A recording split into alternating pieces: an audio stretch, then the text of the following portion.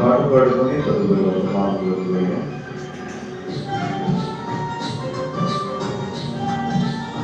నిశ్చయంగా చెప్పులు పడుతుంది.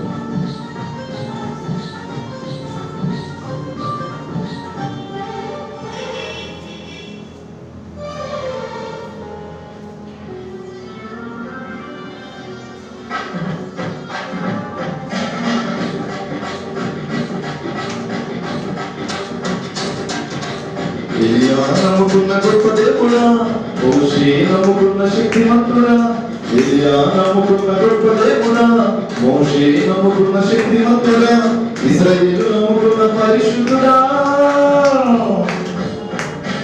నాకున్న బలమా, నాకున్న ధైర్యం యేసయ్యా. నా అండదండ, నా కొండ కోట నీవయ్యా. నాకున్న బలమా, నాకున్న ధైర్యం యేసయ్యా. నా అండదండ, నా కొండ కోట నీవయ్యా. ఎలియా నమ్ముకున్న గొప్ప దేవుడా, మోషే నమ్ముకున్న శక్తిమంతుడా. ఎలియా నమ్ముకున్న మోషే నమ్ముకున్న శక్తిమంతుడా.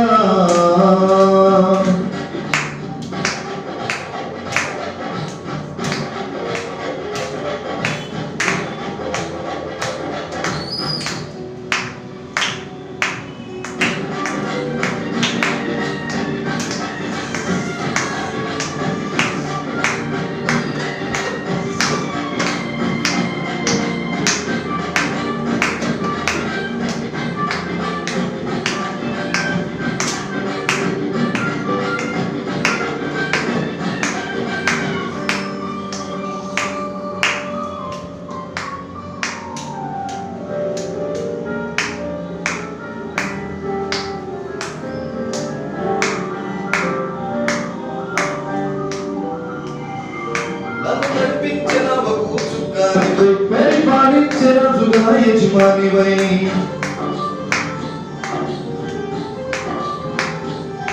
నన్ను నడిపించిన చుక్కానివై, పరిపాలించిన రాజుగా యజమానివై. దిక్కులేని నన్ను ఆదరించినవయ్యా, దిక్కులేని నన్ను ఆదరించినవయ్యా. ధైర్యమిచ్చిన కుశలించినవయ్యా, తోడుగా నీడుగా ఉండినవయ్యా. నాకున్న బలమా, నాకున్న ధైర్యం యేసయ్యా. నా అండదండ, నా కొండ కోట నీవయ్యా. నాకున్న బలమా, నాకున్న ధైర్యం యేసయ్యా. నా అండదండ, నా కొండ కోట నీవయ్యా. ఎలియా నమ్ముకున్న గొప్ప దేవుడా, మోషే నమ్ముకున్న శక్తిమంతుడా. ఎలియా నమ్ముకున్న గొప్ప దేవుడా, మోషే నమ్ముకున్న శక్తిమంతుడా.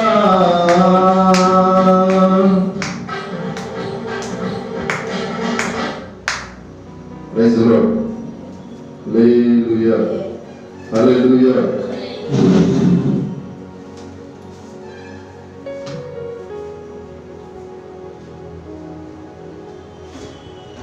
ప్రభునందు ప్రియ దేవుని ప్రజలారా, సృష్టికరమైన సమయంలో మనం వచ్చి ఉన్నాం. గత విశ్రాంతి దినంలో ఒక మాటను నేర్చుకున్నామా? నేర్చుకున్నామా? చెప్పాలి. దాని ముందు వారము ఇర్మియా గ్రంథం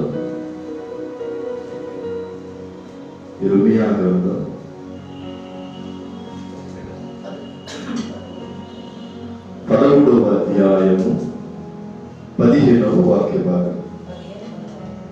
ఒక్కసారి మీ దగ్గర ఉన్న పరిశుద్ధ బైబిల్ గ్రంథమును చూస్తారా?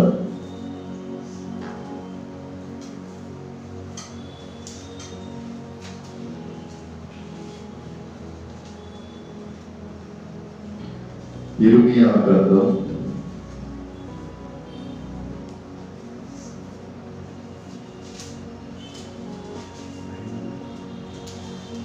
13వ అధ్యాయము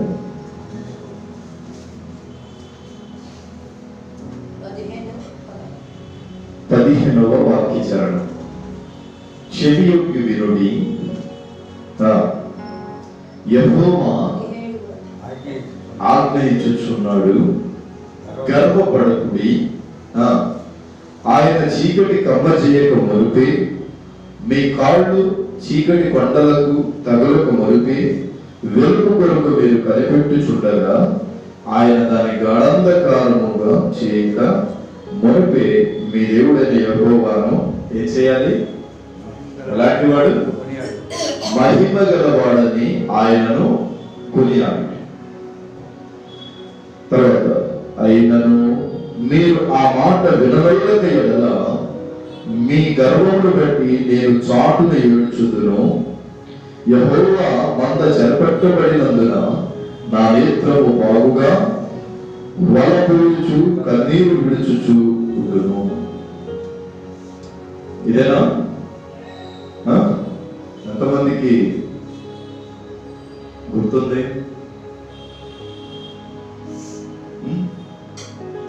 ఇక్కడ కొన్ని మాటలు దేవుడు మనకు కొన్ని విషయాలు మాట్లాడేటప్పుడు మొద్దు గుర్తు అంటారు కదా, మొద్దు గుర్తు అంతేనా? వాటి ఆ యొక్క చరణంలో మొద్దు గుర్తు ఏంటి? చెవియొక్కి వినండి, యెహోవా ఆజ్ఞ ఇచ్చుచున్నాడు, గర్వపడకుడి. అంతేనా? గర్వపడకుడి. చీకటి మిమ్మల్ని కమ్మ వేయక మునిపే, అంటే పాపము మిమ్మల్ని కమ్మ వేయక మునిపే ఎవరిని కొనియాడాలంట? దేవుడైన యెహోవాను కొనియాడాలి. అలా చదవచ్చా? గుర్తుపెట్టుకోవచ్చు కదా. కింద, మీరు ఒకవేళ గర్వపడితే మీ గర్వమును బట్టి నేనేం చేస్తాను? ఏడుస్తాను. గుర్తుపెట్టుకోవచ్చా? చెప్పండి,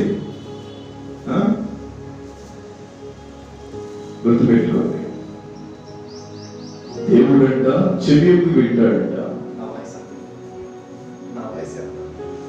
దేవుడు చెవియొక్కి వింటాడంట, ఆజ్ఞిస్తాడంట. నాకు బలం ఉంది, హోదా ఉంది అని విర్రవీగుతున్నావేమో, గర్వపడుతున్నావేమో. గర్వపడవద్దు అంటున్నాడు. నిన్నటి వారం దేవుడు బయలుపరిచిన వాక్యం ఏంటి? గత వారం చెప్పండి. కీర్తన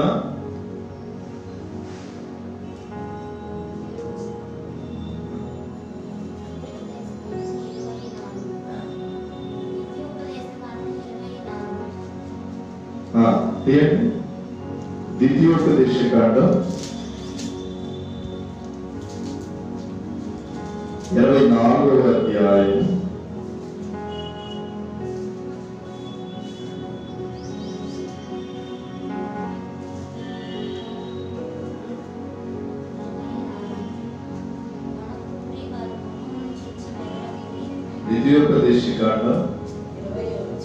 20వ అధ్యాయం 4వ వాక్యం. భయపడకుడి, వారి ముఖము చూచి బెదరుడి, మీ కొరకు మీ శత్రువులతో యుద్ధము చేసి మిమ్మును రక్షించువాడు మీ దేవుడైన యెహోవా. ఇక్కడ ముందుగుర్తేంటి? భయపడకుడి, భయపడవద్దు, జడియవద్దు, బాధపడవద్దు, వణుకవద్దు. మీ శత్రువుల మీద యుద్ధము మీ దేవుడైన యెహోవా చేస్తాడంట. మనం గుర్తుపెట్టుకోవాల్సింది ఏంటో తెలుసా? నేను భయపడను, నేను జడియను, నేను వణకను, నేను బాధపడను. నా శత్రువుల మీద యుద్ధము నా దేవుడు చేయబోతున్నాడు. Praise lord. చెప్తాను ఒకసారి, చెప్పండి ఒకసారి. నేను భయపడను, నేను వణకను, నేను జడియను, నేను బాధపడను. నా శత్రువుల మీద యుద్ధము నా దేవుడైన యెహోవా చేయబోతున్నాడు. ఎవరు చేయబోతున్నారు? నా దేవుడైన యెహోవా యుద్ధము చేయబోతున్నారు. అయితే ఈ రెండు వాక్య భాగము వచ్చే నెలలో మొదటి పరిశుద్ధ బలారాధన దినమున నేను అడుగుతాను. మీరు పట్టి పడతారు, ఏం చేస్తారో నాకు తెలియదు. నేను ప్రసంగానికి నిలబడే ముందు అడుగుతాను.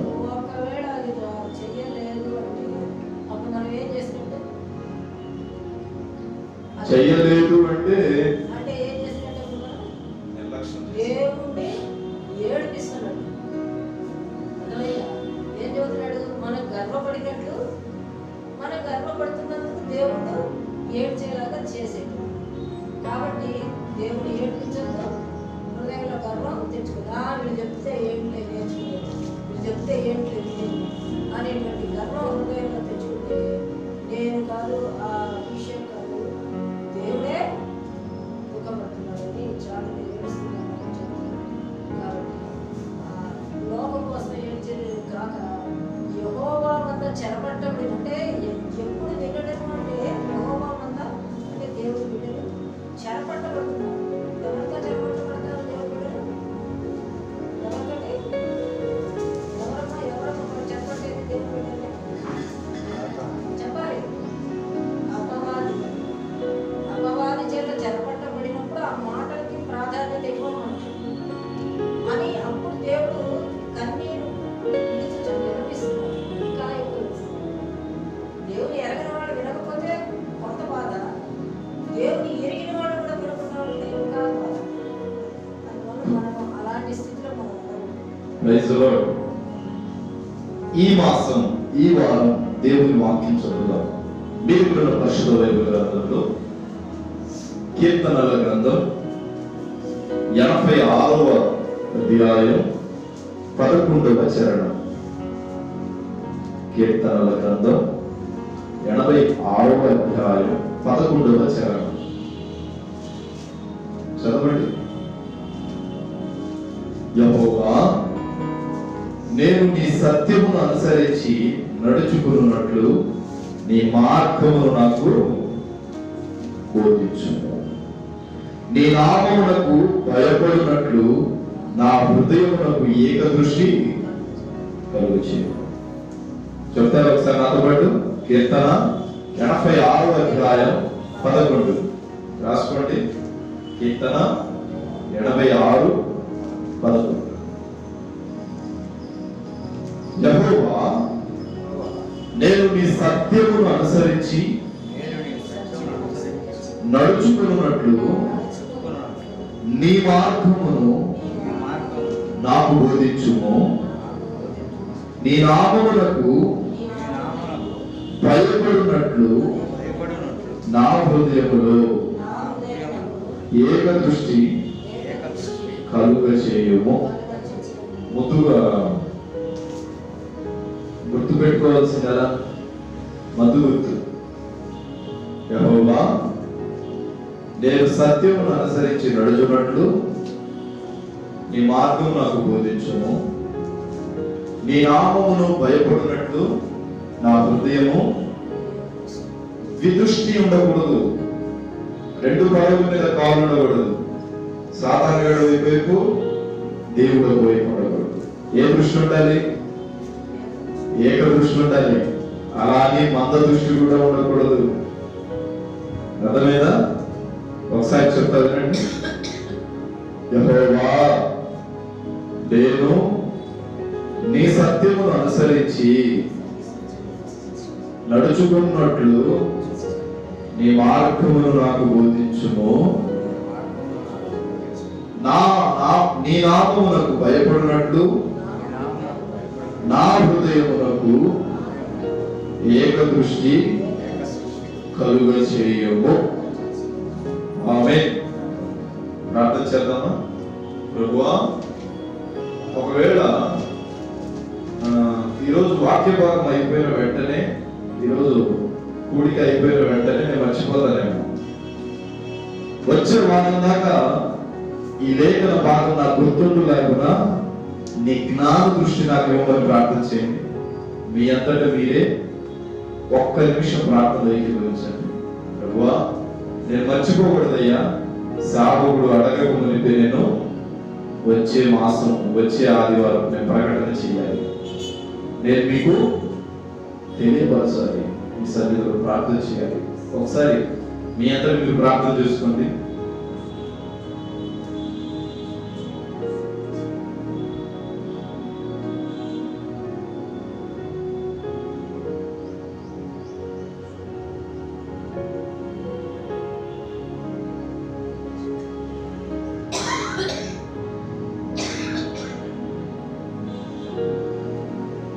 యేసు నామములో ఈ లేఖన భాగము మనకు గుర్తుండును గాక. ఆమేన్. ప్రియుడా నిన్నే చూడాలని, ప్రియ నీ వలనే మారాలని, ప్రియతమా నా కాంక్ష తీరాలని, ప్రియమారనామది కోరేనే, ప్రియమారనామది కోరేనే. యేసయ్యా నా ప్రియా, ఎప్పుడో నిరాకర సమయం, ఎప్పుడో నిరాకరణ సమయం. Praise lord. మన ప్రభువును లోక రక్షకుడైన యేసుక్రీస్తు పరిశుద్ధ నామమున ఈ మాసపు చివరి పునరుద్ధానపు ఆరాధనకు కూడి వచ్చిన మీ అందరికీ నా రెండు చేతులెత్తి వందనములు చెల్లించుచున్నాను. దేవుని బిడ్డలారా, కళ్ళ ముందు గాలికి పొట్టు ఎగురు రీతి వల్లే 2 నెలలు ఎగిరిపోయాయి. ఎన్ని నెలలు? 2 నెలలు ఎగిరిపోయాయి. 3వ నెలలో 3వ మాసంలో మనం ప్రవేశిస్తున్నాం. దానికి ముందు గుర్తుగా దేవుడు ఈ నెల 28 అనగా ఈ రోజుని విశ్రాంతి దినమును మనకు ఇచ్చాడు. ఎందుకు ఇచ్చాడు? వచ్చే నెలలో నువ్వు వేసుకుంటావు ప్లాన్స్, నేను ఇంకా ఎలా ఉండాలి, అలా ఉండాలి, ఇలా జరగాలి, అలా జరగాలి. ఒకవేళ నువ్వు చేసే వాటిలో దైవ చిత్తము లేకపోతే నిన్ను ఆవు మాటినకపోతే ఏం చేస్తాం? మాటినకపోతే ఏం చేస్తాం? చెప్పాలండి. చెప్పకపోతే ఎలా? మాటినకపోతే ఏం చేస్తాం? కొడతామా? ముళ్ళు పెట్టి గుచ్చుతామా? కాబట్టి మనంతటా మనం నిర్ణయాలు తీసుకుంటూ ఉంటాం. ఈ నెల ఇలా ఉండాలి, వచ్చే నెల అలా ఉండాలి అని. అరే, నీ చిత్తము కాదు, నా చిత్తమే నీ పట్ల నెరవేర్చబడదు. అందుకనే ఈరోజు విశ్రాంతి దినాన్ని పెట్టారు. ఏ గురువారము, మంగళవారము, బుధవారము 1వ తారీఖు వచ్చింది మనకు గుర్తే ఉండదు. అందుకే రేపు కాబట్టి ఈరోజు పెట్టాడు. జాగ్రత్త అని హెచ్చరించడానికి పెట్టాడు. ఈ నెలలోనైనా ప్రార్థనతో నీ జీవితాన్ని ప్రారంభించమని నేను గర్తించడానికి ముందు రోజు విశ్రాంతి దినంగా పెట్టాడు అని నేను అనుకుంటున్నాను. మరి మీరేమనుకుంటున్నారో నాకు తెలియదు. చదివితే వర్తమానంలోకి మనం వెళ్దాం. యేబేలు పుస్తకం 2వ అధ్యాయము 29వ వాక్య భాగం.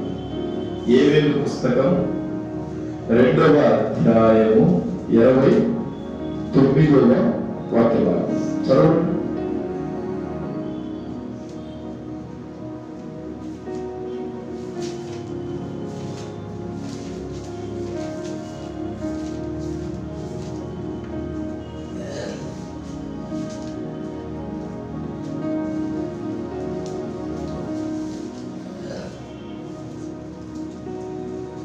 హోషేయ తర్వాత ఉంటుంది. యోవేలు పుస్తకం 2వ అధ్యాయం 29వ వాక్యం. ఆ దినములలో నేను పనివారి మీదను పనికెత్తల మీదను నా ఆత్మను కుమ్మరించేదను. చాలు. ఈరోజు దేవుడు నీతో మాట్లాడదలసిన మాట ఏంటో తెలుసా? అసలు నేను నీకు తోడుగా ఉన్నానా? నేను నీకు తోడుగా ఉన్నానా? చాలా మంది జీవితాల్లో ఒక ఆలోచన వచ్చింది, అసలు దేవుడు మనకు తోడుగా ఉన్నాడా? దేవుడు నాకు తోడుగా ఉంటే ఇలా ఎందుకు జరిగింది? దేవుడు నాకు తోడుగా ఉంటే నేను ఇలా ఎందుకు తయారవుతాను? దేవుడు నాకు తోడుగా లేడేమో. మరి ఎవరున్నారు? సాతానుగాడా? సాతానుగాడేనా? సాతానుగాడు తోడుంటే వందయి కూడా అమ్మేసి రోడ్డున పడతావు. ఆ దినములలో ఆ కాలములో నేను ఎవరి మీద ఆయన ఆత్మను వచ్చేది? పనివారి మీదను పనికత్తెల మీదను నా ఆత్మను ఉంచేదను. మన భాషలో మాట్లాడుకుందాం. నేను భారీ ప్రసంగాన్ని ఏమి ఇవ్వను, షార్ట్ మెసేజ్ ఇస్తాను. ఆ దినములలో ఆ కాలంలో నా ఆత్మను నేను పనివారి మీదను పనికత్తెల మీదను ఉంచేదను. నా అంశం ఏంటి? దేవుడు మనకు తోడుగా ఉన్నాడా? ఆయన ఆత్మను మనకి ఇవ్వాలి అంటే, ఆయన ఆత్మ మన మీద ఉంచబడాలి అంటే మనం ఏం చేయాలి? మాట్లాడాలి. బైబిల్తో పర్లేదు, నేనే రిఫరెన్స్ చదువుతాను, నేనే వాక్య భాగాన్ని చదువుకుంటాను. మీరు నా వైపు చూసి నా సమాధానం ఇస్తే చాలు. మనం ఏం చేయాలి? ఏం చేయాలి చెప్పండి. పని చేయాలి. ఇప్పుడు పొలంలో రైతున్నాడు,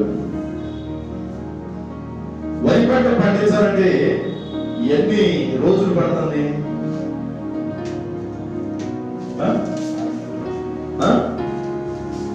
6 నెలలు పడుతుందా?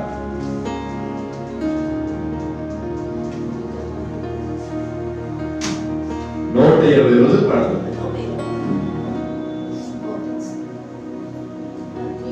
తగ్గించారు బాగా, 4 months కరెక్ట్గా. 120 రోజులు పడుతుంది. ఈ 120 రోజులు ఆ పంటను విడిచిపెట్టి రైతు ఉంటాడా? ప్రశాంతంగా పడుకుంటాడా? దానికి ఏ తెగులు సంభవించిందో, దానికి ఏ మందులు కొట్టాలో, అసలు ఆ పొలంలో నీళ్లు ఉన్నాయో లేవో, అది నీళ్లు తాగాలనుకుంటుందో లేదో అన్ని పరిశీలిస్తాడు రైతు. అవునా కాదా? అర్ధరాత్రులు కూడా నీళ్లు పెట్టడానికి వెళ్తాడు. మనకు తెలుసు తెలియదు. వెళ్తాడా? వెళ్తాడు. అయితే యేసు ప్రభు పరిచర్య పొలం అనుకుందాం. రైతుగా ఉన్న మనము, దేవుని బిడ్డలుగా ఉన్న మనము ఆయన చేతులు పనివాడడం అనుకుందాం. మనం ఏం చేయాలంటే, ఏం చేయాలి? విజిటింగ్ వస్తాం. మనం ఎక్కడికి విజిట్ చేసి వెళ్ళిపోదాం. మందిరంలో ఎంతమంది వచ్చారు? అభిషేక్ గారు వచ్చారా? వచ్చాడుగా, వచ్చి వాక్యం చెప్పి వెళ్ళిపోయాడు. అమ్మగారు వచ్చారా? వచ్చి ప్రార్థన చేసుకుని వెళ్ళిపోయి. చాలా మంది జీవితాల్లో ఇది జరుగుతుంది. విజిట్ చేసి వెళ్ళిపోతాం. నువ్వు విజిటింగ్ ఆఫీసర్వా? నేను దేవుడు విజిటింగ్ ఆఫీసర్గా పెట్టాడా? నేను రైతుగా పెట్టాడు. పనివాడివి, పని చేయాలి. నువ్వు 120 రోజులు కష్టపడితే రైతు చేతికి పంట ఒడ్లు రూపంలో వచ్చింది. మళ్ళా అది బియ్యం అయ్యి వండి మొత్తం చేతులకు రావాలంటే ఎన్ని రోజులు పడుతుంది? ఒక 10 రోజులు తీసుకుందాం. 130 రోజులు కష్టపడితే తను పండించిన పంట తన యొక్క 5 ఏళ్లలోకి వస్తుంది. నీ జీవిత కాలపు కాల పరిమితి 5 సంవత్సరాలు వేసుకుందాం. పుట్టిన దగ్గర నుండి చచ్చేలోపు 5 సంవత్సరాలు వేసుకున్నాం. అంటే మనం 100 సంవత్సరాలు, 70 సంవత్సరాలు, 60 సంవత్సరాలు అనుకుంటాం. నా అంచనా ప్రకారం 5 సంవత్సరాలు పెట్టాం. ఈ 5 సంవత్సరాల్లో కూడా మనం గాలికి తొప్పు ఎక్కువ రీతిలో ఎగిరిపోతాం దేవుని సన్నిధి నుండి. మాటలు అర్థమవుతుందా? రైతు అనేవాడు పంటను కాచుకుని ఉంటాడు. క్రైస్తవుడు అనేవాడు దేవుని సన్నిధిని కాచుకొని ఉండాలి. దేవుని సన్నిధిని కాచుకోకుండా నీ ఇష్టానుసారంగా బ్రతికితే నువ్వేం క్రైస్తవుడు అయ్యా? చెప్పండి ఒకసారి. దేవుడు ఎప్పుడు ద్వారబంధువులను తెలుస్తాడు. నేను ఎప్పుడైనా ఆయన సన్నిధిని ఆరాధించాలి, ప్రార్థించాలి అని ఆశ ఉండాలి. రైతు వాడికి ఏముంటుందో తెలుసా? వర్షం ఎప్పుడు పడుతుంది, నా పంట ఎప్పుడు పచ్చగా ఉంటుంది అని ఆలోచిస్తాడు. నీవు ఎలా ఉండాలి తెలుసా? సేవకుడు ఎప్పుడు వస్తాడు, నాకెప్పుడు ఉపదేశం అందిస్తాడు అని రైతు వర్షం కొరకు ఎదురు చూస్తున్నట్లు నువ్వు దేవుని మాట కొరకు ఎదురు చూడాలి. మనం దొరకరావా? ఎప్పుడు దొరుకుతుంది ఆయనకు అనుభవించే సమయం? ఒకవేళ వర్షం పడకపోతే, నీ హృదయం బీడుదారిపోతే, ఒకవేళ వర్షం పడకపోతే ఏం చేస్తాడు రైతు? గవర్నమెంట్ ఇచ్చే కరెంట్ కోసం ఎదురు చూస్తాడు.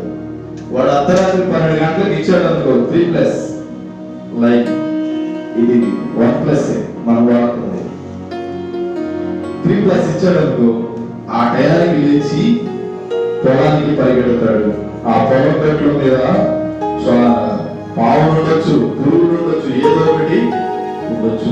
అక్కడ కాటేస్తే ఇంటికి వస్తాడా? ఎవరికి తెలియని అనాథ శవంగా ఆ పొలం అక్కడే పడిపోతుంది, అక్కడే చనిపోతుంది. మనం కూడా అంతే.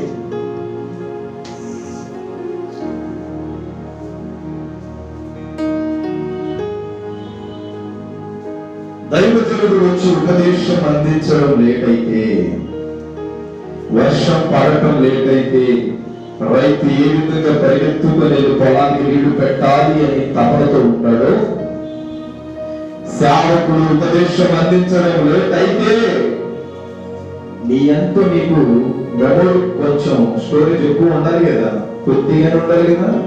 సేవకుడు నెట్టాలి లోపలికి వాక్యాన్ని. మనంతా మనకు కొంచెం మెమొరీ ఉండాలి. మనమే ఇతరులకు ప్రకటించే వాళ్ళు మారాలి. ఏమవ్వాలి? మనమే ఇతరులను ప్రకటించే వాళ్ళుగా మారాలి. సువార్త చెప్పేవాడికి శిక్ష ఉండదులే, కానీ సేవ చేసేవాడికి ఉంటుంది.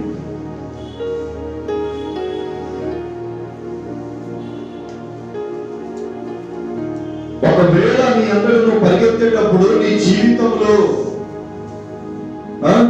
పాము లాంటి పాపాలు, తోడేళ్ళు లాంటి కష్టాలు నీకు ఎదురవుతూనే ఉంటాయి. వాటిని చూసి రైతు పడిపోయినట్టు అక్కడే పడిపోయావు అనుకో, నీ జీవితం అక్కడితోనే ఆగిపోతుంది. కాదు అని రైతు కొంచెం బలం తెచ్చుకొని అడుగులు ముందుకేసి ఇంటికి చేరాడే అనుకో, స్వస్థపరచబడతాడా? స్వస్థపరచబడతాడు. అలాగే మనం కూడా ఈ కష్టాలు, ఈ శ్రమలు నా దేవుడే అనుభవించాడు, నేను అనుభవించడంలో తప్పు లేదు, నేను అనుభవించడంలో తప్పు లేదు, ఆయనే అనుభవించాడు. ఆయన కంటే ఇవి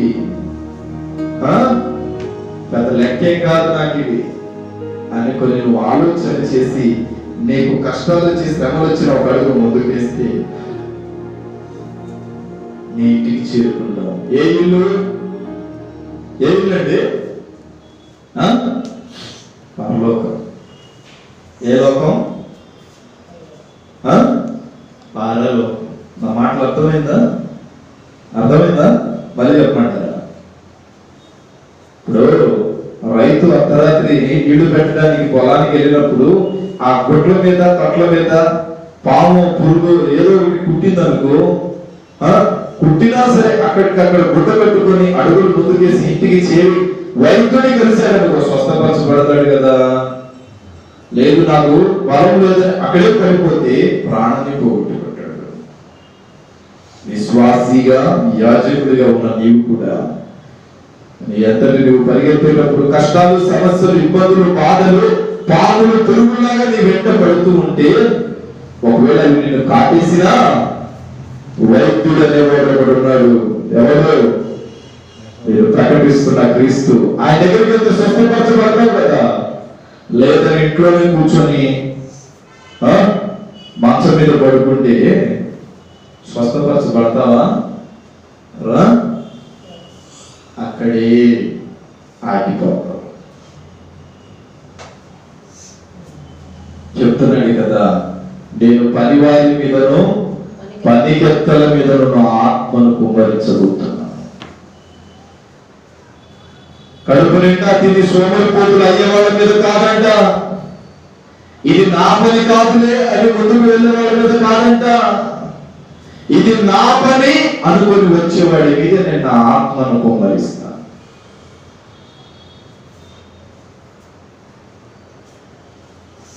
కానీ మనము సోమరిపోతులం అయిపోతున్నాం.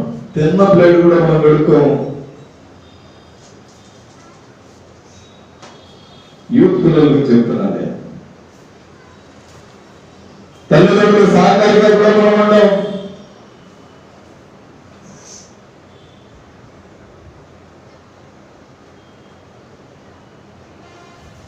తల్లి వచ్చి నా ఒంట్లో బాగాలేదు కొంచెం టాబ్లెట్ తెచ్చిరా అన్నా ఎలా, అంత సోమరితనం.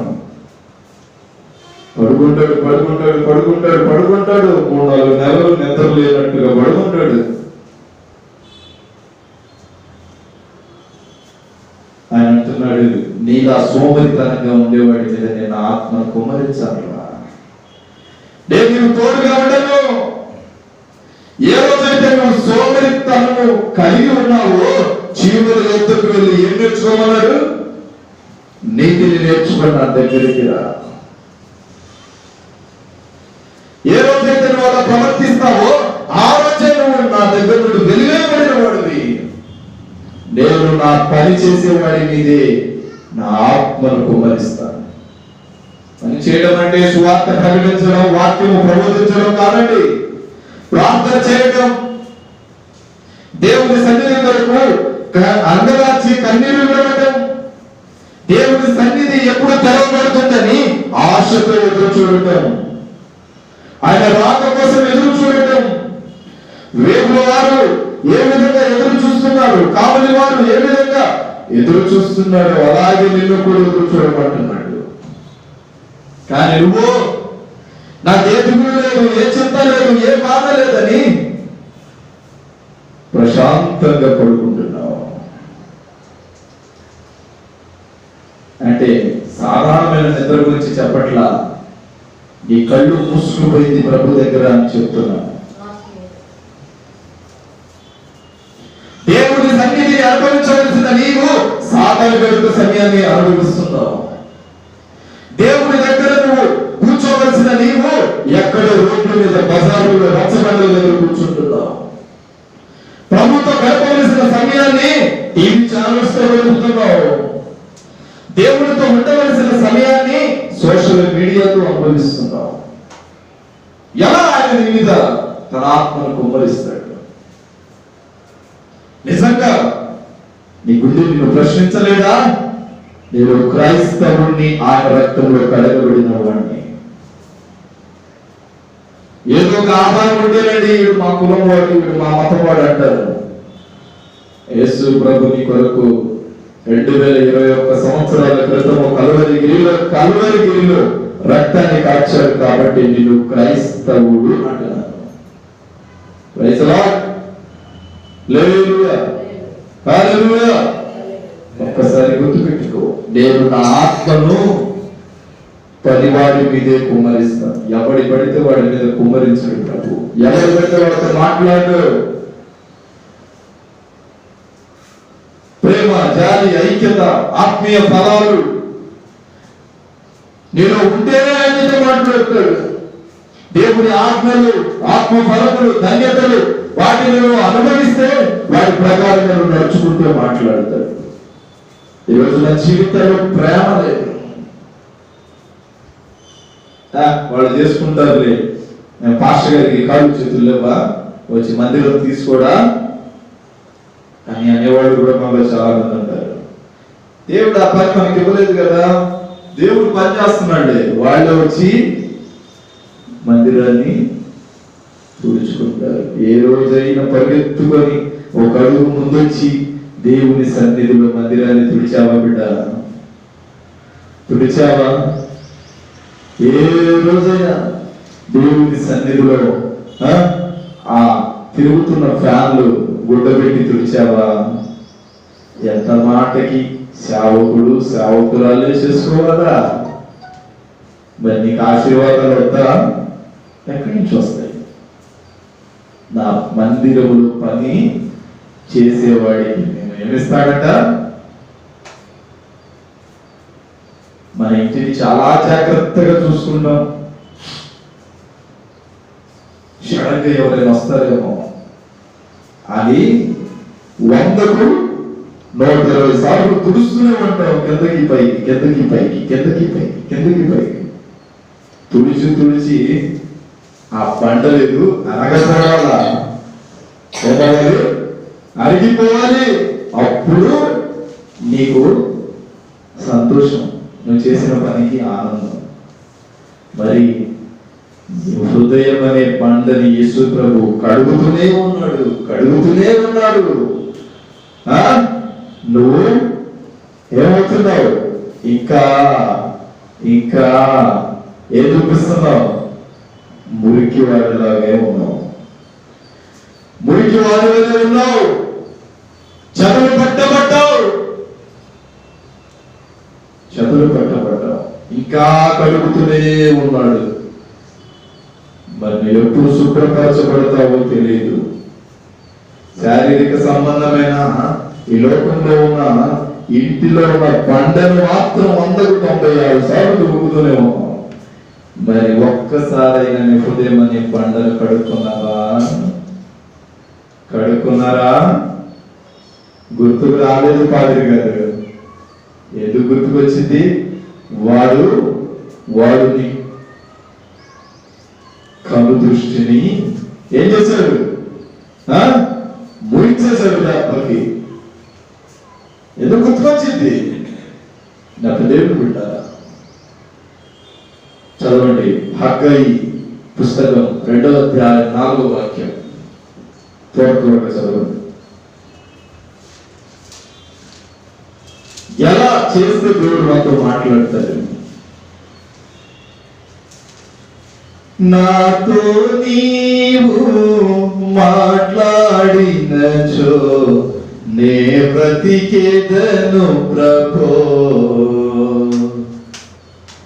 చెదలు కొట్టబడిన నా హృదయమును నీ రక్తముతో కడిగితివి. శాపము పొందిన నా బ్రతుకోను నీ రక్తముతో కడిగితివి. నాతో నీవు మాట్లాడినచో నే బ్రతికేదను ప్రభో.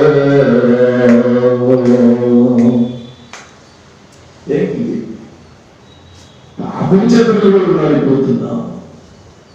కడగాలి ఎవరో ఒకటి వచ్చి మురికి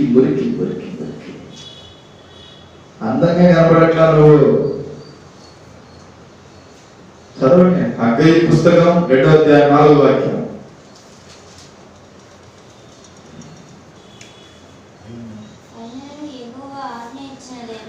అయినను దేవుడైన యెహోవా ఆజ్ఞ ఇచ్చినదేమనగా జెరుబ్బాబెలు ఆ ధైర్యము తెచ్చుకొమ్ము. ఆ ప్రధాన యాజకుడగు యెహోజాదాకు ఆ కుమారుడైన యెహోషువ ఆ ధైర్యము తెచ్చుకొమ్ము. ధైర్యాన్ని తెచ్చుకో.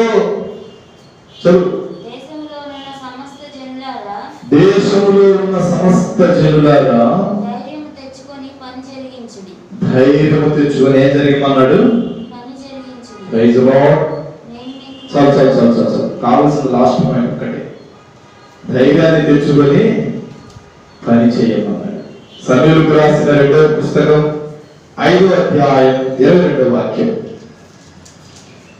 2వ సమూయేలు 5వ అధ్యాయము 22వ వాక్యం.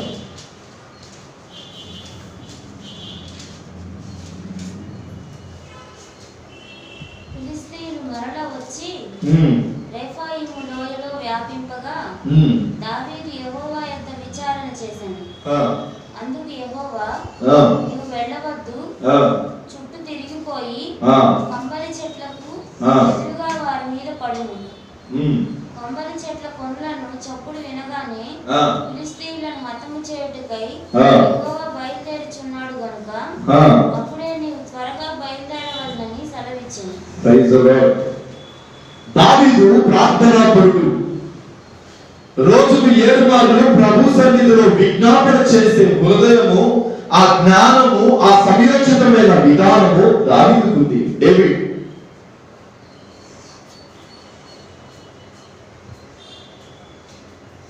అయితే ఫిలిష్తీయుల మధ్య యుద్ధం జరిగింది. ప్రభు చెప్తున్నాడు కదా, నువ్వు వెళ్ళి ఎక్కడి నుంచి వెళ్ళాలి? తిరిగి వెళ్ళు. ఏ చెట్లు అంటాయి? చెట్టు. కంబలి చెట్లు. అవి పూతనిస్తాయి. ఆ చెట్లు అంట వాటి అంచున కూర్చొని వాటిని ఊపితే యెహోవా బయలుదేరాడని ఫిలిష్తీయులు భయపడతారంట. అది బైబిల్ మ్యాటర్ కదా. ఇప్పుడు చూడండి, నువ్వు ఒక పని కొరకు పూనుకున్నావు. లోకంతో నీకు యుద్ధం జరుగుతుంది. లోకంతో నీకు యుద్ధం జరుగుతూ ఉన్నప్పుడు ఈ లోకానికి ఆ నజరేయుడు పరిచయం అవ్వాలంటే నువ్వేం చేయాలి? నీ శారీరకమైన బలం చూపించాలా? ధైర్యంతో పనిని ప్రారంభించడానికి కొంతసేపు ఆ మహాగణుని దగ్గర విజ్ఞాపన చేయాలి, ప్రార్థన చేయాలి, ఆయన దగ్గర కనిపెట్టాలి. కనిపెడితే వస్తుంది ధైర్యం. ఇప్పుడు ప్రార్థన చేయకుండా నేను వచ్చాను అనుకో, ప్రసంగాన్ని ఇస్తానా? ఎవ్వరు ఇవ్వలేదు. వారంతా ప్రభు దగ్గర కాచి ఏడ్చి ప్రభువా ప్రభువా ప్రభువా అంటే ఆయన 1 గంట ప్రసంగాన్ని నేర్పిస్తాడు. అది కూడా వచ్చేదాకా భయమే.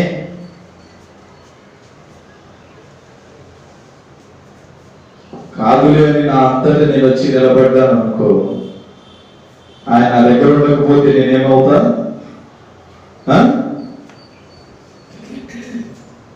సాతాను గాడి హేళన చేయడం ప్రారంభిస్తాడు. బైబిల్ చెప్తున్న మాట ఏంటి తెలుసా? నేను నీకు తోడుగా ఉంటే శత్రువులు కూడా నీకు మిత్రులు అవుతారు. శత్రువులు కూడా నీ మాట విని వాళ్ళు భయపడి నీకు సరెండర్ అవుతారు. ఏమవుతారు? సరెండర్ అవుతారు. మొట్టమొదటి మాట, దేవునితో కలిసి పనిచేయాలి,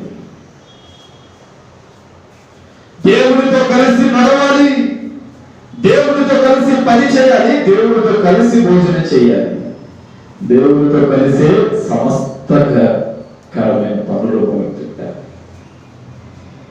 ఈరోజు మన కుటుంబాలు దిగజారిపోవడానికి కారణం ఏంటో తెలుసా? అయ్యా, నేను 50 లక్షల అప్పులో ఉన్నాను, నేను ఈ బిజినెస్ పెట్టి ఆ బిజినెస్ పెట్టి ఇలా నడుచుకొని అలా నడుచుకొని రూపాయల నష్టాన్ని తెచ్చుకున్నాను అన్నాడు. అసలు వ్యాపారం ఎలా ప్రారంభించాడు బ్రదర్ అంటే, ఇదిగో నా ఇంటి పక్కడు ప్రార్థనా పరుడే, నా ఇంటి పక్కడు కూడా యేసు ప్రభు నమ్ముకున్నాడు, నేను యేసు ప్రభుని నమ్ముకున్నాను. మరి వ్యాపారం ఎలా ప్రారంభించామంటే, నా ఇంటి పక్కడు ఉన్నాడే, ఎవడు ఫలానా వాడు, నా ఇంటి పక్కన ఉన్నాడే దానియేలు, వ్యాపారం పెట్టాడు, పెట్టి 100 రూపాయలతో స్టార్ట్ చేసి ఈరోజు 10 లక్షలు సంపాదించాడు. పెద్ద కంపెనీ కట్టాడు, పెద్ద కంపెనీ స్టార్ట్ చేశాడు. దినదినం దినదినం దినదినం దినదినం ఆశీర్వదించబడుతున్నాడు. అందుకని ఆ వ్యాపారంలో లాభం చేసి నేను కూడా స్టార్ట్ చేశాను. అవునా? సరే అని స్టార్ట్ చేస్తాడు. స్టార్ట్ చేసిన తర్వాత ఆ కంపెనీ ఇంచు కూడా ముందుకెళ్ళదు. ఎంతలదు? ఇంచు కూడా ముందుకెళ్ళదు. ఆ వ్యాపారం ఒక్క ఇంచు కూడా ముందుకు వెళ్ళకపోయేసరికి లాభము గోడలోకి వచ్చింది. ఏమొచ్చింది? లాభం గోడలోకి వచ్చింది. మళ్ళీ పరిగెత్తుకుంటూ సేవకుల దగ్గరికి వచ్చి, అయ్యా నేను అప్పులు పాలయ్యాను, వ్యాపారంలో నష్టపోయాను. దేవుడు ఏం చెప్తాడు? ప్రార్థన చేయి. ఏం చెప్తాడు? వ్యాపారం ప్రారంభించేటప్పుడు ప్రార్థన చేసావా? యాజకుడి చేత ప్రార్థన చేయించుకున్నావా? లేదు. ఎవరో ప్రారంభించాడని వాడిని చూసి నువ్వు ప్రారంభించావు, లాభం గోడలోకి వచ్చింది. అప్పుడు దేవుడు గుర్తుకొచ్చాడు. అప్పుడు ప్రభు అంటాడు, ఒరే నేను ఈ పని వల్ల వాడికి ఆ పని ఎందుకు ఇచ్చాడో తెలుసా? వాడు ప్రార్థనా పరుడు కాబట్టి ప్రార్థన చేసి ప్రారంభించాడు, ఆశీర్వదించబడ్డాడు. ఇది నీ పని కాదు, నీ పని వేరే ఉంది. నీ పని ఇంకొకటి, ఇది నీ పని కాదు. ఈ కారణం చేత చాలా మంది నష్టాలు పడిపోతుంది. చిన్న లాజిక్ తెలియట్లా. దేవుని దగ్గర కూర్చొని, ప్రభువా ఈ పని చేయమంటావా వద్దంటావా అని అడుగుతున్నామా? లేవు. మా సొంత శక్తిలే, యేసు ప్రభు కంటే మనకే బాగా తెలుసున్నట్టు ప్రవర్తిస్తాం. అప్పుడు లాభం గోవులోకి వచ్చింది. అప్పుడు ఇంటి ముందుకు వచ్చేసిన తర్వాత యేసు ప్రభు గుర్తుకొస్తాడు. బైబిల్లో ఉందిగా, ప్రభువా కష్టాల్లో ఉన్న వాళ్ళకి నేను తోడుగా ఉంటానన్నావు కదా, నేను కష్టాల్లో ఉన్నాను, నాకు సహాయము చేయి. ఈ ప్రార్థన ఏంటో అప్పుడు చేయొచ్చుగా. ప్రభువా నేను వ్యాపారం స్టార్ట్ చేయాలనుకుంటున్నాను, నీ చిత్తాన్ని నాకు బోధించవా? అప్పుడే చేసుంటే ఎంత జరిగేది కాదు కదా మిత్రమా. కుటుంబం రోడ్డు మీద పడుతుంది, భార్య బిడ్డలు రోడ్డు మీద పడతారు, లాభం గోపులోకి వచ్చింది. సమస్తాన్ని కోల్పోయి తండ్రి దగ్గరకు వచ్చి ఏడుస్తూ ఉంటాడు.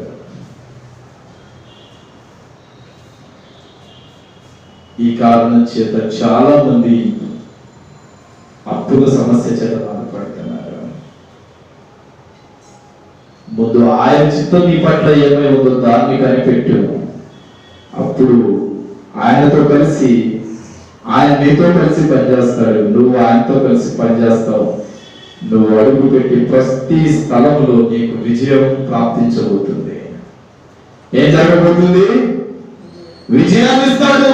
అది సేవ కావచ్చు, ఉద్యోగం కావచ్చు, వ్యాపారం కావచ్చు, ఏదైనా కావచ్చు, వ్యవసాయమైనా కావచ్చు, ఏదైనా సరే, వాటెవర్ ఇట్ మే బి. ఆయనతో కలిసి నువ్వు నడిచిన రోజు నీకు విజయం ప్రాప్తిస్తుంది. కొంతమంది ప్రమోషన్ల కోసం ఎదురు చూస్తారు. వాడికి ఇచ్చారుగా, నాకు ఎవరైతే నువ్వు చెప్తే ఇస్తారా? ఆయనకి ఇష్టమైతే నీకు ఇస్తాడు. నీ అధికారుల దగ్గర, నీ నాయకుల దగ్గర పేరు సంపాదించుకో, కానీ గొడవ చేసుకొని అల్లరి చేసుకొని ఉన్న ఉద్యోగాన్ని మాత్రం ఊడిపెట్టుకోకు. నీ భార్య ఎన్నో రోజులు కష్టపడితే దేవుడు నీకు అనుగ్రహించిన వాడున్నది. ప్రార్థన చేసి కన్నీరు విడిస్తే దేవుడు నీకు ఇచ్చాడు. దాన్ని పోగొట్టుకున్నావు అనుకో, నీకున్న అతి తెలివి వల్ల ఉన్నది కూడా ఒక్కసారికి చట్టాపట్టాలు బట్టి వెళ్ళిపోతాయి. చెప్తున్నాడు, దేవునితో కలిసి పని చేయాలి మొట్టమొదటిది. రెండవది, నీ అతీత తెలివిని ఉపయోగించకుండా దేవునిలో వివేకంగా ఉండే పని చేయాలి. ఏముండాలి? వివేకం ఉండాలి. వివేకవంతులకు కావాలి. మార్కు సువార్త 11:34 వాక్యాన్ని చదవండి ఒకసారి. ఒక్క మాట చెప్పి నేను వాక్య భాగాన్ని ముగిస్తాను. మార్కు సువార్త 11:34 వాక్యం.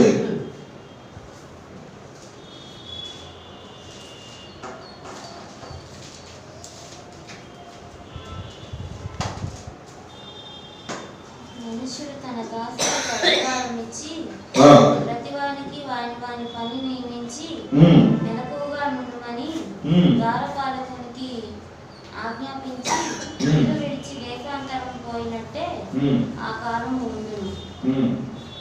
ఇంటి యజమానుడు ప్రొద్దుగుంకి వచ్చును, అర్ధరాత్రి వచ్చును, కోడి కూయినప్పుడు వచ్చును, తెల్లవారినప్పుడు వచ్చును, ఎప్పుడు వచ్చునో మీకు తెలియదు. ఇక్కడ ఏమన్నాడు తెలుసా? ముందు వచ్చిన వాళ్ళు మెలకువ కలిగి ఉండమన్నాడు. వివేకవంతుడు జ్ఞానవంతుడు ఏం చేస్తాడు? మెలకువ కలిగి ఉంటాడు. ఏది సంభవిస్తుందో ఏది సంభవించబోతుందో ఆల్రెడీ పరిశీలన ప్రభు దగ్గర చేస్తూనే ఉంటాడు. వివేకవంతుడు దేవుని రాజ్యానికి వారసుడు. అజ్ఞానంలో ఉండమని చెప్పలే యేసు ప్రభు, జ్ఞానం ప్రకారం నడవమన్నాడు. అజ్ఞానిగా మారమని చెప్పరా? ఉన్న నీ జ్ఞానాన్ని సాతాను గారితో స్నేహం చేసి అజ్ఞానంగా మారమని చెప్పరా? ఉన్న నీ జ్ఞానాన్ని నా దగ్గరకు వచ్చి కొంచెం కొంచెం రెట్టింపు చేసుకోమన్నాడే కానీ అవివేకిగా మారవద్దు, వివేకవంతుడిగా మారమంటున్నాడు.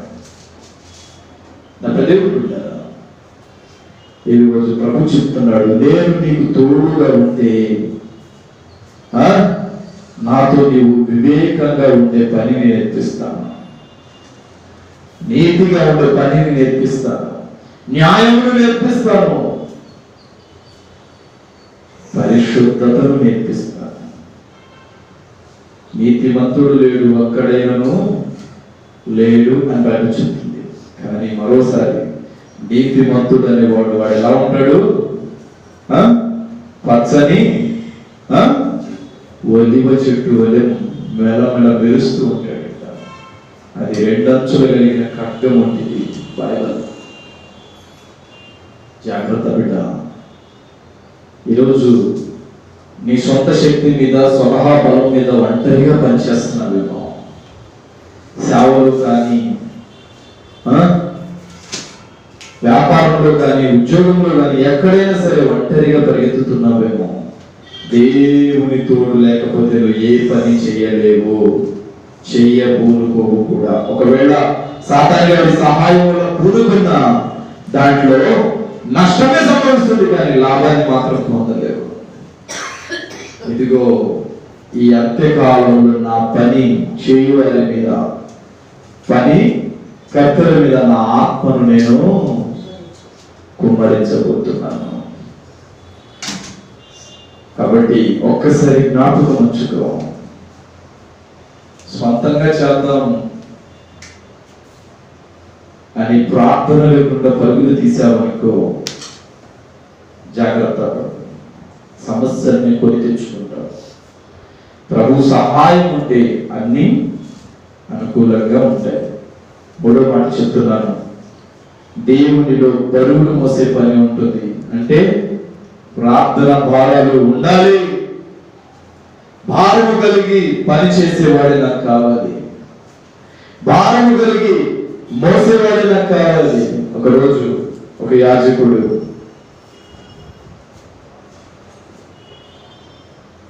మందిరం కడదామని నిర్ణయించుకున్నాడంట. ఒక 2-3 యవనస్తులు అన్న మేము సేవకు సమర్పించుకుంటామని ఆయన దగ్గరకు వచ్చినప్పుడు వాళ్ళతో కలిసి పని చేస్తూ ఉంటే మందిర నిర్మాణం పని వచ్చిందంట. అప్పుడు వాళ్ళు ఎవరొస్తున్నారు, ఈయన కొంచెం ఎక్స్పీరియన్స్ మాస్టర్ గారు పిలిచాడంట.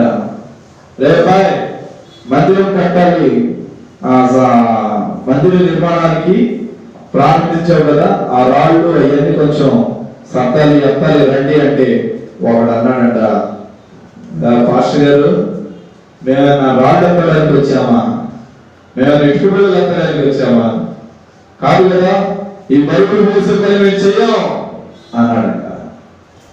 అవునా, సరే అని అనుకున్నాడు. అదే అక్కడ కూటం పెట్టాలి, సౌండ్ సిస్టమ్ అంతా ఎక్కించండి అన్నాడంట. అయ్యగారు మీకు పదాలు చెప్పాలా, మేము సౌండ్ సిస్టమ్ ఎక్కించడానికి, అది ఎక్కించడానికి, ఇది పెట్టడానికి మేము రాలేదు, మేము సేవ చేయడానికి వచ్చామంట. ఒరే బాబు, ఇవన్నీ ఎత్తి జాగ్రత్తగా ఎక్కడికక్కడే అమర్చి పెడితేనే కూటం జరిగిందిరా. సేవ అంటే విలాసవంతంగా ఉండేది కాదు, సేవ అంటే బరువులు మోసే పనే. అప్పుడు అన్నాడంట, నేను సేవ ప్రశాంతంగా నిద్రపోతున్నా, నాకు విశ్రాంతి ఉండాలి సేవ చేయడానికి అన్నాడంట. నువ్వు ఇక్కడికి పనికిరావురా బాబు, నువ్వు బయలుదేరు అన్నాడంట. ఈరోజు చాలా మంది ఇలాగే అనుకుంటున్నారు, సేవ అంటే విలాసవంతం, సేవ అంటే ఆనందం ఉంటుంది, సేవ అంటే కష్టాలు ఉండవు, దర్జాగా లైఫ్ ని లీడ్ చేయవచ్చు అనుకుంటున్నావేమో. సేవ అంటే చావు అని గుర్తుపెట్టుకో. దేవుని సన్నిధి విషయంలో ఏ పని అయినా చేయాల్సిందే. పని నుంచి ఊడిపడ్డావా? యేసు ప్రభువే తన తండ్రి పనిని బరువుగా మోసి చేశాడు. రాజ్య స్థాపనలో ఊరికి కట్టాడా, ప్రార్థన అనే భారాలు మోసి చేశాడు. ఈరోజు నీ ఆత్మీయ జీవితంలో బిడ్డ, దేవునిలో బరువులు మోసే పనులు కూడా ఉంటాయి. వాటిని చేసినప్పుడే ఆయన సన్నిధికి నువ్వు నచ్చుతావు. కాబట్టి దేవుడు చెప్తున్నాడు, దేవునితో కలిసి పని చేయాలి, అప్పుడు నేను నీకు తోడుగా ఉంటాను. నాతో కలిసి నువ్వు పని చేసినప్పుడు నేను నీకు తోడుగా ఉంటాను. నాలో వివేకంగా నువ్వు నడుచుకున్నప్పుడు నేను నీకు తోడుగా ఉంటాను. నాలో బరువులు మోసే పని నువ్వు చేసినప్పుడు, అదే ప్రార్థనా భావాలు మోస్తూ వాటి వరకు నా దగ్గర కన్నీరు విడిస్తేనే నేను నీకు తోడుగా ఉంటాను. కాబట్టి ఈ మాటలు మీ వినికిడిలో ఉంచుకొని ప్రభువు మీకు సమాధానాన్ని అనుగ్రహించి దేవుడు తన అభిషేకాన్ని మీ మీద ఉంచి ముందుకు నడిపించును గాక. ఆమేన్. ప్రార్థన చేద్దాం. తదుపరి ఈ చివరి విరుచు కార్యక్రమానికి పాల్పొందుతుందా అడగండి. ప్రభువా, నేను నీ సన్నిధిలో నీలో కలిసి నడుస్తాను, నీలో వివేకవంతునిగా నడుస్తాను. నీ సన్నిధిలో ప్రార్థన అనే బరువుని మోస్తాను, ప్రార్థన అనే భారాలు మోసి ప్రార్థన చేస్తూ ఇతరుల కొరకు కన్నీరు విడుస్తూ నడుస్తానని నువ్వు అడిగితే ఆయనకి సహాయం చేయక మానడు. ప్రార్థన ఏకీభవించి ప్రార్థన చేసుకో.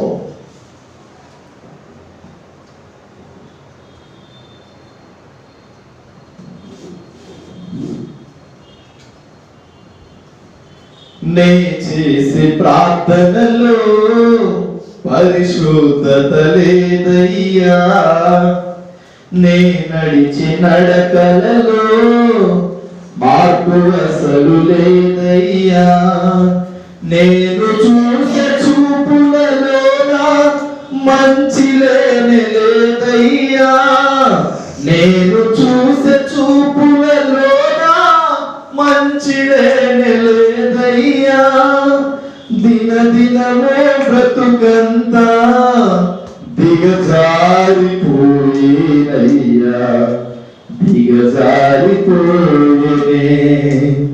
నా జీవితం, చేజారిపోయేనే విశ్వాసము. ఎన్నోసార్లు మాట ఇచ్చి తప్పిపోతిని, ఎన్నోసార్లు మాట ఇచ్చి ఓడిపోతిని, మార్పు లేదయ్యా నా జీవితములో, ఎందాక నా కొరకు కన్నీరు కాచెదవు, ఎందాక నా కొరకు కన్నీరు కాచెదవు. ప్రార్థన.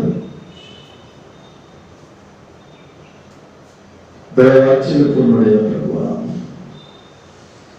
నా ప్రవర్తనను చూసి కన్నీరు విడుస్తున్న దేవా, నేను సరి చేసుకుంటాను ప్రభువా. నా ప్రవర్తన బాగోలేదు, నన్ను క్షమించండి. ఆరోగ్యం మరుక్షణానికి సన్నిధిలో బ్రతుకుతారు. నీకు విశిష్టమైన స్థానాన్ని తీసుకొస్తానయ్యా. నీతో కలిసి పనిచేయాలనుంది ప్రభువా. నేను వివేకవంతుడిగా నడవాలనుంది ప్రభువా. అయ్యా, నేను ప్రార్థనలు భారాలు నిబిడల కొరకు కన్నీరు కాచి ప్రార్థన చేయాలనే ఆలోచనలో ఉన్నాను ప్రభువా. నన్ను పిలవా, నేను ఈ పని చేస్తానయ్యా, నేను ఈ పనిలో ఉంటాను ప్రభువా. మీకు వందనాలు. నాతో మాట్లాడండి అని ఎంతమంది బిడ్డలకు విరోధిస్తున్నారు, ఎంతమంది బిడ్డలకు ప్రార్థిస్తున్నారు, వారితో మాట్లాడని అడుగుతున్నాను. ప్రేమ కలిగిన తండ్రి, నిత్యుడకు దేవానికి వందనాలు. నీ బిడ్డలతో కృపను అనుగ్రహించండి, ఆశీర్వాదమును అనుగ్రహించమని ప్రార్థిస్తున్నాను. కళ్ళు మూసి తెరిచేలకు 2 నెలలు వెళ్ళిపోయాయి ప్రభువా. ఈ 3వ నెలలోనైనా నీతో కలిసి నడిచే కృపనివ్వండి. నేను చేసే ప్రతి పని నీ ఆత్మ సారథ్యంలో జరిగించడానికి మాకు అవకాశం ఇవ్వమని. జరగబోతున్న కూడికను ప్రభువా, ఇదిగో ప్రభు మీకు వందనాలు, జరిగించండి. ఇప్పుడు దాకా జరిగిన ఈ ప్రార్థనలో, ఈ కూడికలో మీరు తోడుగా ఉన్నారని, ఏ అపాయము రాకుండా క్షేమకరంగా జరిగించినందుకు వందనాలు. కరెక్ట్ నీ సౌండ్ సిస్టమును నీ స్వాధీనం పెంచుకున్నందుకు స్తోత్రాలు చెల్లిస్తున్నాను. బిడ్డలు ప్రభువా, ప్రతి విషయంలో నేను సేవించుటకు జ్ఞాపకం ఉంచుకున్నట్టుకు సహాయం చేయండి. వారితో మీరు ఉండి ముందుకు నడిచి స్థిరపరచమని యేసు క్రీస్తు నామములో ప్రార్థిస్తున్నాను పరమ తండ్రి. ఆమేన్. తండ్రి దేవుని ప్రేమ, కుమారుడు యేసు క్రీస్తు వారి కృప, పరిశుద్ధాత్మ దేవుని సహవాసం సంఘాన్ని సకల పరిశుద్ధులకు ప్రభాత్మతో నడిపించును గాక. ఆమేన్. దేవునికి స్తోత్రం. మీ అందరికీ నా హృదయపూర్వకమైన వందనాలు తెలియజేయచ్చు. చిత్తమైన మళ్ళా తెలుసుకుందాం. అంతవరకు దేవుని కృప మీ అందరికి తోడై ఉండును గాక. ఆమేన్. మీ హృదయపూర్వకమైన కానుకలు ప్రభు పరిచర్య కొరకు సమర్పించవలసిందిగా. బ్రదర్ బి అభిషేక్ నాయకు, నాగేశ్వరం తండా, మాచువరం మండలం, గుంటూరు డిస్టిక్. మా ఫోన్ నెంబర్ 7659018230.